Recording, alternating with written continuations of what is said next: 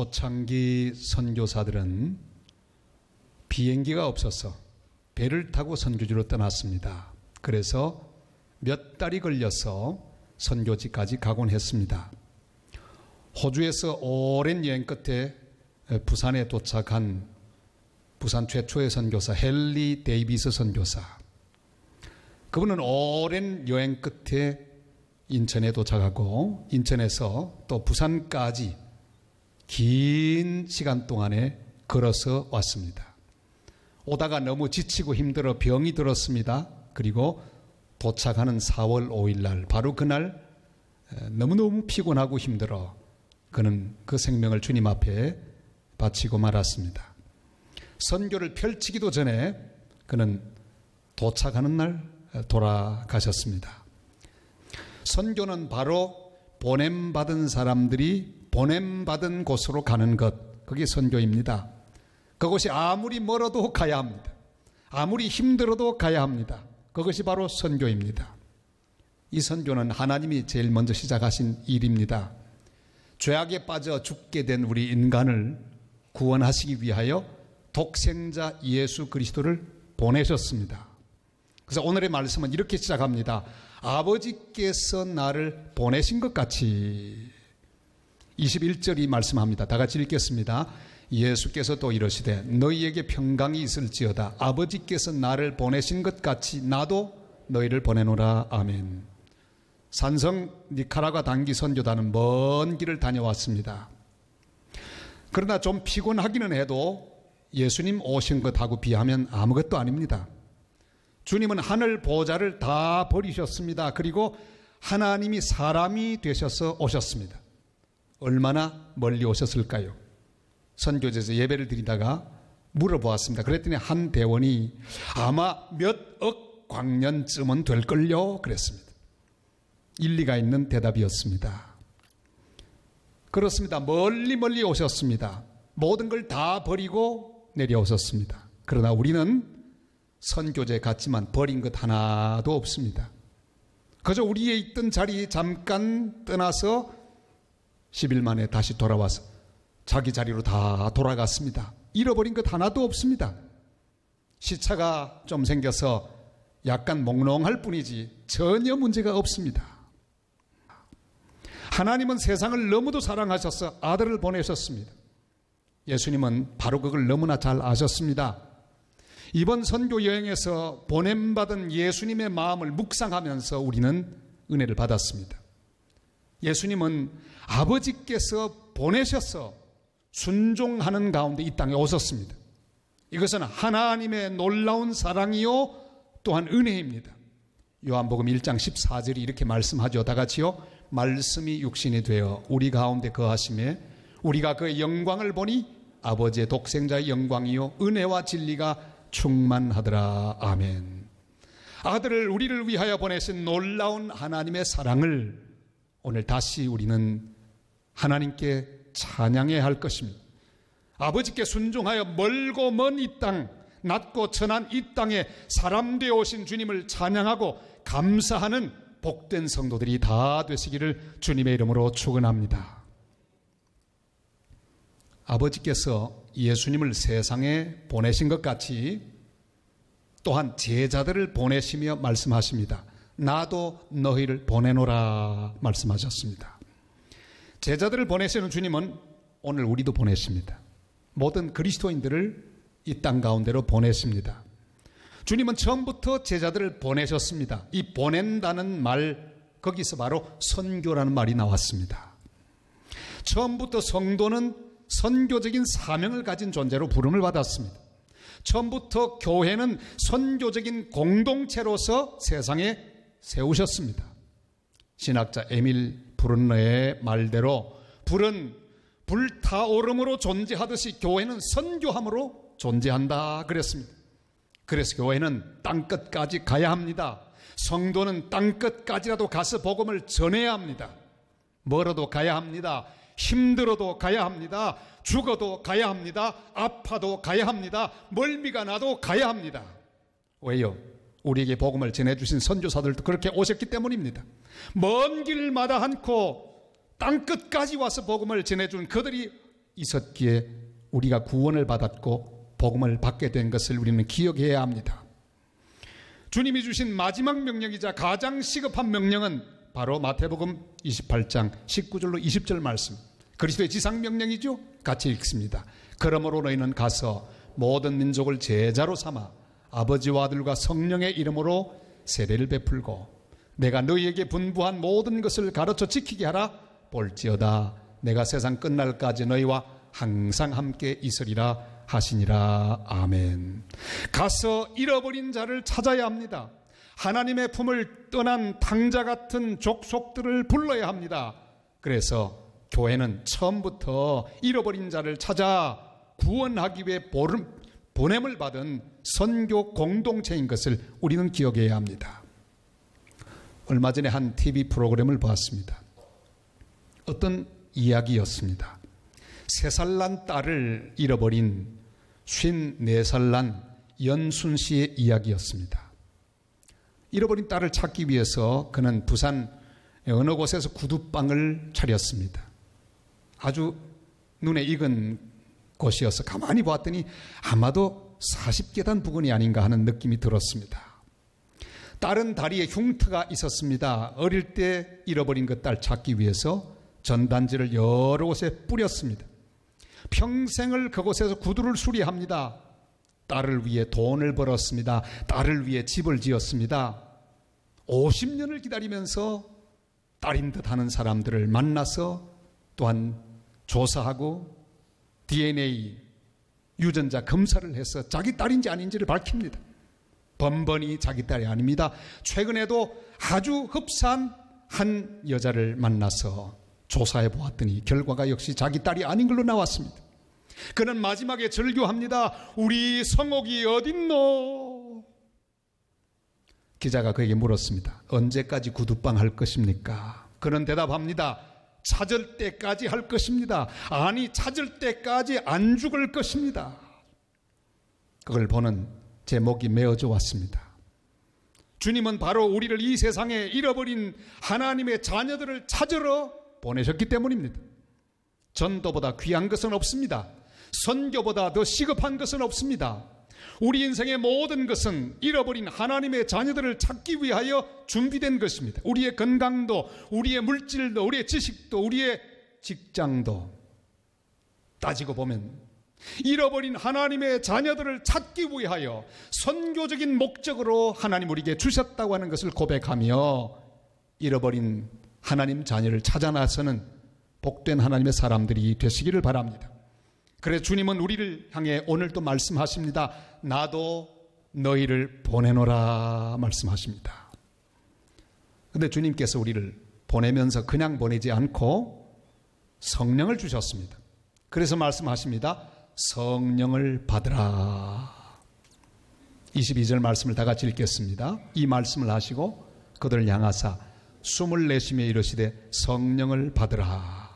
사도행전 1장 8절에도 이렇게 말씀하십니다. 다 같이요. 오직 성령이 너에게 임하시면 너희가 권능을 받고 예루살렘과 온 유대와 사마리아와 땅끝까지 이르러 내 증인이 되리라 하시니라. 아멘. 성령은 교회와 성도들이 전도하고 선교할 수 있도록 능력을 더해 주십니다. 선교하는 성도들에게 특별한 은혜와 능력을 더해 주십니다. 지난 3월 22일 수요일 날 출발을 해야 되는데 그 전날 살 물건이 좀 있어서 국제시장을 갔습니다. 한참 돌아다니는데 갑자기 전화가 왔습니다. 부목사님에게 전화가 왔습니다. 목사님, 한 성도가 지금 입원했는데 수술이 잘못돼서 막 출혈을 하고 있습니다. 어떻게 하면 좋습니까? 목사님, 어떻게 하면 좋습니까? 저는 바로 그 성도에게 전화를 걸었습니다. 국제시장 컴컴한 곳에서 그 성도를 위하여 기도했습니다. 이제 내일 떠나야 되는데 그렇게 급한 성도를 두고 떠나려고 하니까 너무너무 마음이 안타까웠습니다. 간절히 기도했습니다. 주님, 치료해 주시옵소서. 깨끗이 고쳐주옵소서. 저녁 8시였는데 집에 돌아왔습니다. 9시가 되었습니다. 그런데 제 핸드폰에 문자가 이렇게 찍혀 있었습니다. 샬롬 목사님, 기적이 일어났습니다. 뚫렸던 외벽에 출혈이 막혀 피검사 결과가 정상으로 돌아왔습니다. 응답하신 하나님 감사합니다. 기도해 주셔서 고맙습니다. 니카라과 선교 강건하게 다녀오세요. 선교 가운데 주님이 늘 함께 하시길 기도합니다. 할렐루야.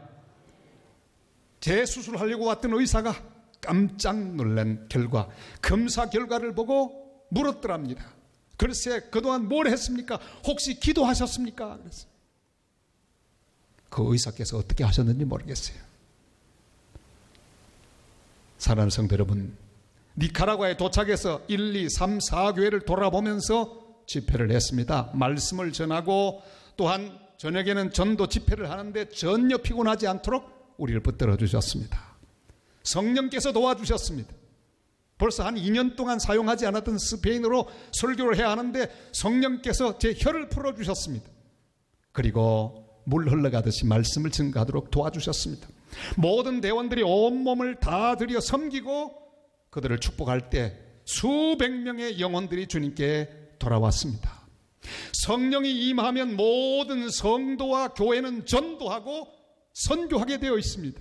선교하면 성령께서 붙들어 주셔서 놀랍게 사용하여 주시고 붙잡아 주십니다. 성령 충만하여 계속해서 선교하는 복된 교회, 복된 성도들 다 되시기를 주님의 이름으로 축원합니다.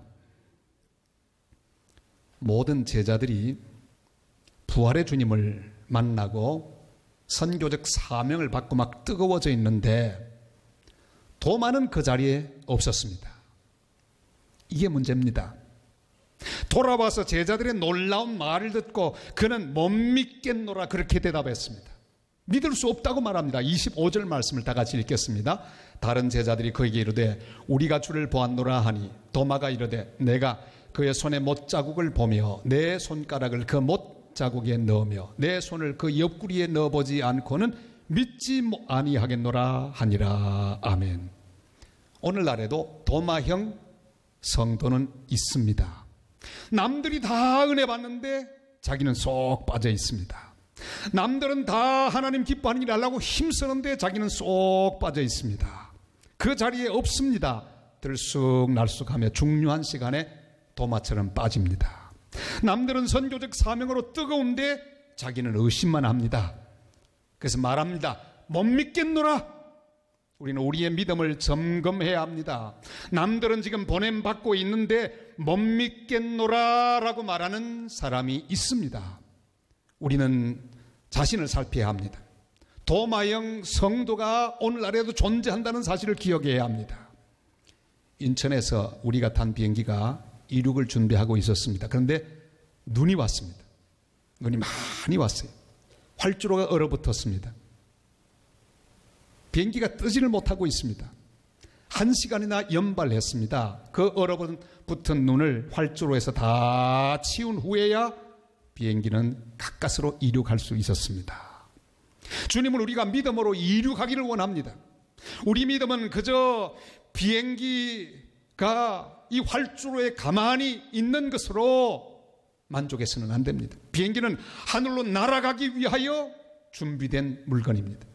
성도는 바로 사명을 받고 땅끝까지 보냄받기 위하여 세워진 선교적인 존재입니다.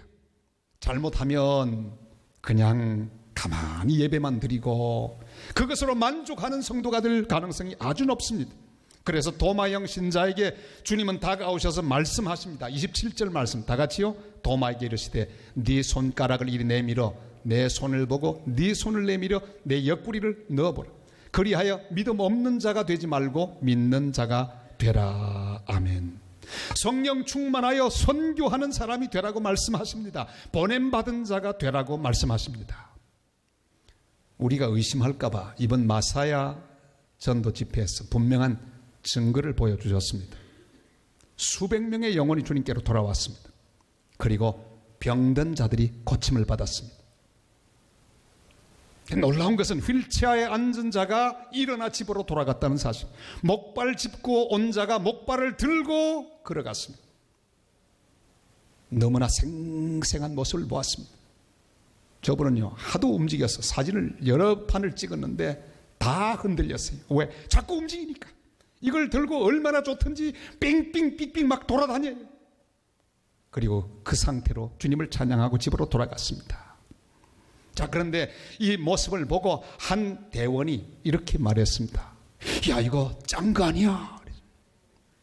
그랬더니 같이 따라왔던 한 대원이 말했습니다. 아니야, 내 앞에서 일어나는 걸 내가 똑똑히 보았어. 한 사람은 짠 거라고, 한 사람은 분명히 자기가 증인이라고 말했어요. 할렐루야. 우린 주님이 하시는 일을 눈으로 보고 도마처럼 고백했습니다. 28절 말씀 다 같이 고백하겠습니다. 도마가 대답하여 이르되 나의 주님이시요 나의 하나님이시니이다. 아멘. 도마는 의심이 많았고 주님이 주시는 그 선교적 사명을 받고 있을 때 그 자리에 없었지만 그 뒤에 부활하신 주님을 새롭게 만나고 그는 확신을 가진 사람이 되었습니다. 인도의 선교사가 되어서 복음을 전하는 영광스러운 삶을 살다가 순교자가 되었습니다. 이 세상에 아직도 16,500종족이 살고 있는데 아직도 7,000 종족이 복음을 한 번도 듣지 못하고 있습니다. 3분의 1 이상 되는 이 세계의 민족들이 아직도 주님을 모르고 있습니다. 그래서 주님 우리를 보냈습니다. 나도 너희를 보내노라. 모든 의심과 망설임을 버리고 주님이 보냄받은 자로서 땅끝까지 복음을 전하실 수 있기를 바랍니다. 가든지 보내든지 기도를 보내든지 물질을 보내든지 사람을 보내든지 내가 가든지 교회를 세우든지 보냄받은 성도로 살아가는 복된 성도들 다 되시기를 주님의 이름으로 축원합니다. 도마처럼 모든 의심을 버리고 들쑥날쑥하지 말고 오늘 부활의 주님을 다시 만나고 보냄받아 성령과 함께 복음을 전파하고 가르치고 고치는 성도와 교회가 되시기를 바랍니다. 무엇이든지 의심하는 도마형 성도의 한계를 뛰어넘어야 합니다. 주님은 말씀합니다. 29절 말씀 다 같이요. 예수께서 이르시되 너는 나를 본고로 믿느냐 보지 못하고 믿는 자들은 복되도다 하시니라. 아멘. 사랑하는 성도 여러분, 제자의 뜻은 순교자라는 뜻입니다. 결국 도마도 주님의 제자로서 모든 의심 버리고 순교자가 되었습니다. 이번에 같이 왔던 다른 팀의 한 청년은 그 아버지가 아들이 믿음이 신통치 않은 걸 보고 늘 물었답니다. 너 예수님을 믿느냐? 그렇게 물으면 그 아들은 그렇게 대답했답니다. 아버지, 2000년 전에 살았던 그 예수님을 오늘 내가 어떻게 믿어? 그렇게 의심하던 청년, 이번에 같이 와서 큰 은혜를 받고 의심을 던져버리고 믿음의 사람으로 일어나 돌아가는 것을 보았습니다. 모든 의심을 던져버리고 부활의 주님을 믿고 순종하여 주님 다시 오실 때까지 전도하고 선교하는 복된 성도, 복된 교회 되시기를 주님의 이름으로 축원합니다.